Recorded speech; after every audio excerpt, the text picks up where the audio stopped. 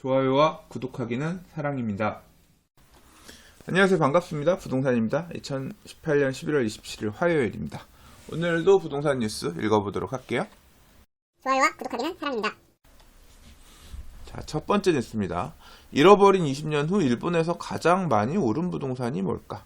일본 하면 부동산이 많이 가격이 빠진 나라. 그래서 우리나라도 일본의 전추를 밟을 수 있다. 그래서 항상 이제 그런 부분을 우려하는 상황인데, 20년 동안 일본에서 부동산 가격이 그렇게 정체되거나 하락하는 과정에서 오른 부동산이 있다. 그냥 그나마 제일 살만한데, 제일 많이 살아남은 데가 어디냐? 우리나라도 만약에 장기 침체 국면으로 간다고 하면 일본의 전철을 밟는다라고 가정을 하더라도 살아남을 만한 데가 어디 있을지 좀 사례를 통해서 한번 좀 보면 좋겠죠.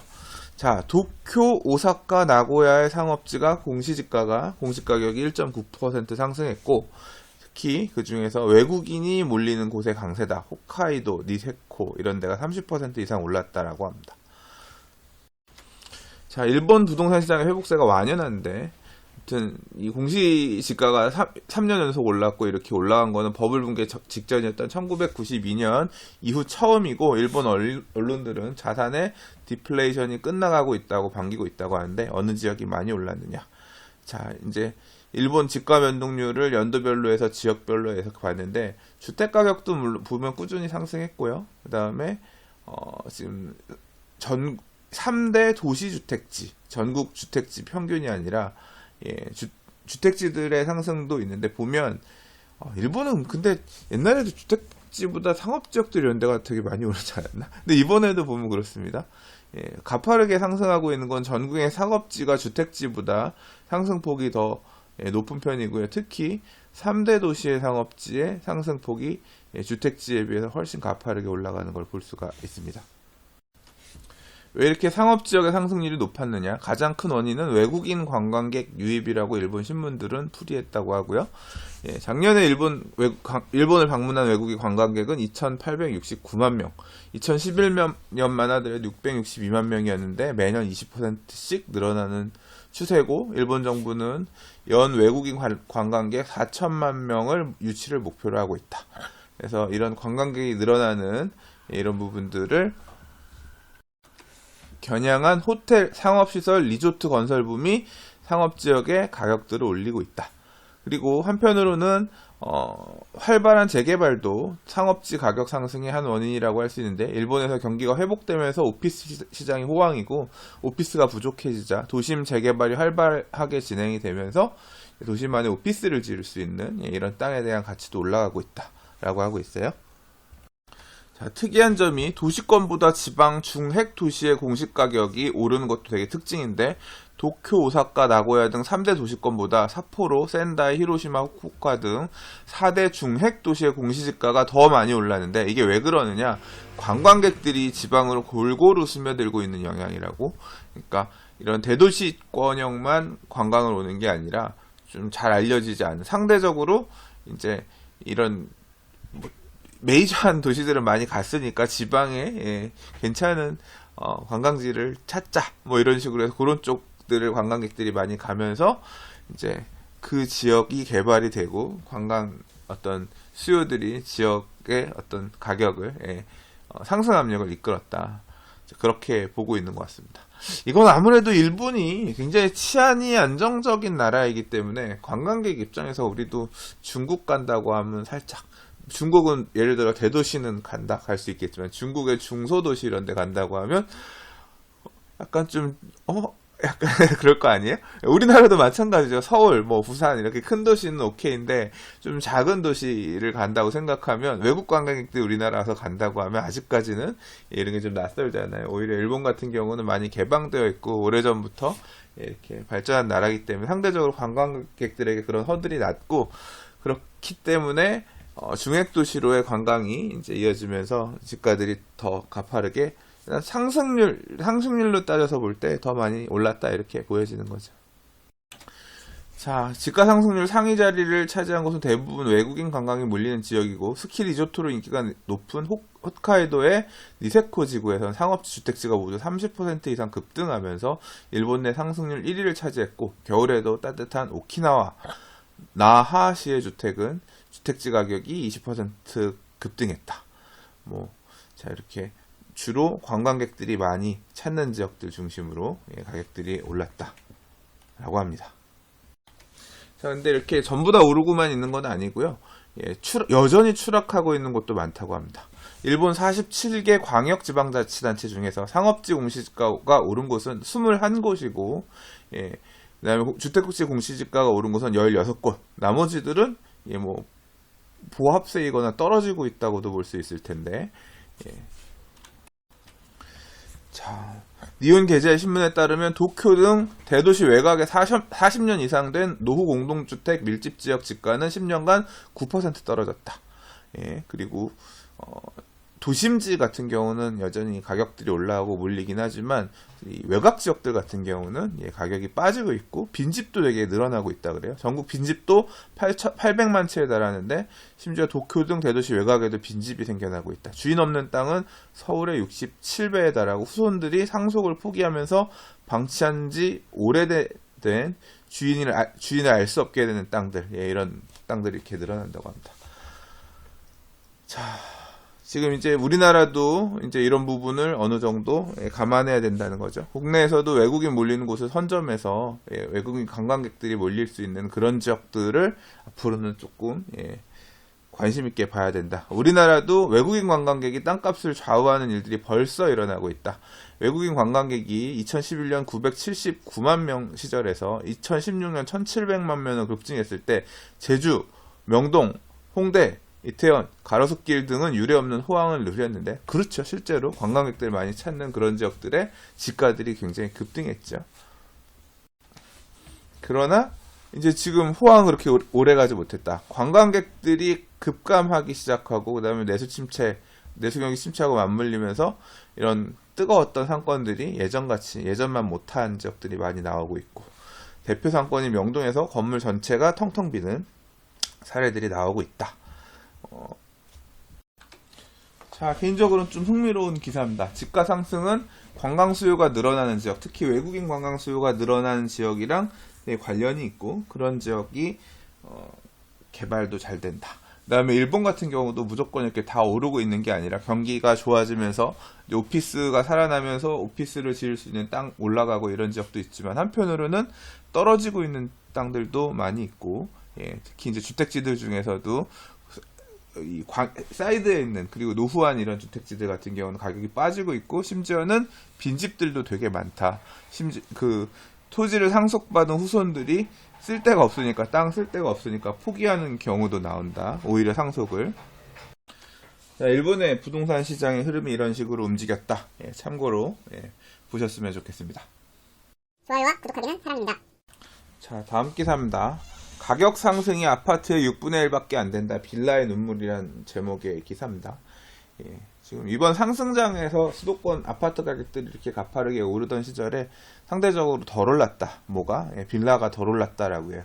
이 기사에서 제시된 사례를 보면 한 7년 전에 한 1억 8천 정도, 8, 9천 정도에 이제 은평구에 있는 빌라를 매수했는데, 지금 이제 와서 가격을 봤더니 한 2억대 중반 정도 한다. 그래서 7년간 별로 가격이 못 올랐다. 그 당시에 한 2억 9천 정도 하던 인근의 아파트 같은 경우는 지금 5억 5천만 원 정도 해서 가격이 상승한 부분이 굉장히 차이가 많이 난다. 빌라는 진짜 덜 올라서 눈물 난다. 이런 얘기인 거죠. 생각해보면 정말 이런 주택들이 공급이 많이 됐던 것 같아요. 신축 빌라, 무슨 동 신축 빌라, 무슨 역 신축 빌라, 이런 게 굉장히 이슈? 이 네이버 검색 영역에서 막 키워드가 만들어질 정도로 빌라들 많이 짓기도 했고, 이렇게 지은 빌라들을 파는 업자들, 부동산 중개업자들 중에서도 빌라 분양만 하는 사람들, 이런 사람들이 굉장히 많이 있고 했었는데, 생각해보니까 그런 사람들이 어느 순간 싹 사라진 것 같아요. 대출을 옥죄면서 예전처럼 이제 이 빌라 분양할 때도 대출 받아서 들어오는 분들 많이 계신데, 이제 그런 부분들이 좀 잠기기도 했고, 기사에서도 얘기하지만 지나치게 공급이 많이 됐다. 공급이 굉장히 늘었던 부분들이 이제 좀 시장 안에 영향을 끼치고 있다라고도 생각이 돼요. 박근혜 정부 시절 2014년 전셋값이 급등하면서 심각한 사회 문제로 떠오르자 국토교통부가 1030 부동산 대책 통해서 연립 다세대 주택을 대상으로 건설자금 저리 대출과 단기 임대 매입 등 다양한 지원책을 내놨더니 이제 그 당시에 엄청나게 다세대 주택들을 많이 졌죠. 딱 2015년, 16년 정말 요 당시가 굉장히 많이 졌던 때인 것 같아요. 그래서 연간 공급량은 4289가구, 5864가구로 2년 연속 최고치를 기록했다고 합니다. 근데 지금 서울, 이제 이때도 그랬는데, 지금 새 정부 또는 이 박원순 시장이 추진하고 있는 서울시 안에서의 주택공급 박식도 사실상 보면 이런 빌라 다세대 짓는 거죠. 도시재생 뉴딜 사업이라고 하는 것의 핵심이 자율주택 정비 사업이고, 기존의 재개발구역이었던데 해제해서 새로 집을 져라, 아파트를 지으라는 얘기가 아니라 주로 이제 연립주택, 다세대 주택 짓는 그런 형태일 거죠. 자, 지난 7년 동안 서울 아파트 가격은 평균 16.9%가 상승한 반면 빌라를 비롯한 다세대 주택은 평균 2.8% 상승해서 6배 정도 차이가 나는 상황이고요. 그리고 앞으로도 지금 신혼부부들에게 공급하려는 신혼희망타운 같은 이제 좀 상대적으로 저렴한 주택들 공급들도 계속 하려고 하고, 그 다음에 정책적으로는 도시재생 뉴딜 사업도 계속 추진하려고 하고, 한편으로 서울시는 이달 초 강북 지역을 중심으로 빈집 400가구를 서울시 예산으로 매입한 뒤 빌라 등 다세대 주택으로 리모델링해서 1600가구를 공급하는 사업을 발표했으니까, 이거는 이제 빈집 정비 사업이죠. 그걸 통해서 빌라들을 대체할 만한 공급들을 늘리겠다고 하는 거니까, 당분간 빌라도 공급이 계속 여전히 많을 것 같다. 별로 좋은 상황이 아닐 것 같다. 그런 꼭지로 읽혀지는 기사라고 할 수 있겠습니다. 항상 이렇게 안 좋다는 얘기 나올 때 한번 다시 살펴봐야 될 부분이 있을 것 같아요. 빌라 매매가는 얼마고 전세가는 얼마인지, 정말 안 올랐는지 한번 조금 체크를 해봐야겠다라는 생각이 듭니다. 진짜 매매가랑 전세가랑 딱 달라붙어 있는 서울 안에서의 도심지 내의 연립주택, 빌라, 다세대, 좀 상태 괜찮은 애들, 이런 애들은 저는 사실 오히려 수도권의 아파트 애매한 거 이런 거보다 이런 빌라도 사실 개인적으로는 좀 눈여겨볼 필요가 있다고 생각하거든요.